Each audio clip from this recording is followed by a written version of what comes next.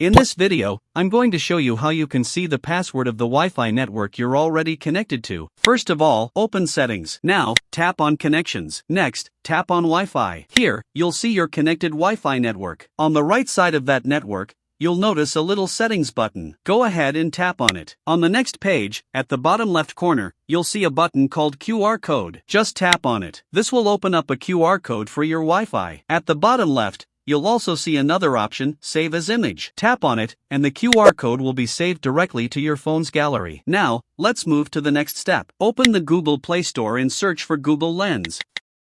Go ahead and install it. After it's installed, open the app and give it permission. At the top, you'll see a picture option. Tap on it. This will open your phone gallery. Now select the QR code image that you just saved. As soon as you select it, Google Lens will scan the QR in just a second. Now, simply swipe up, and right there, you'll see the Wi-Fi password. And that's it.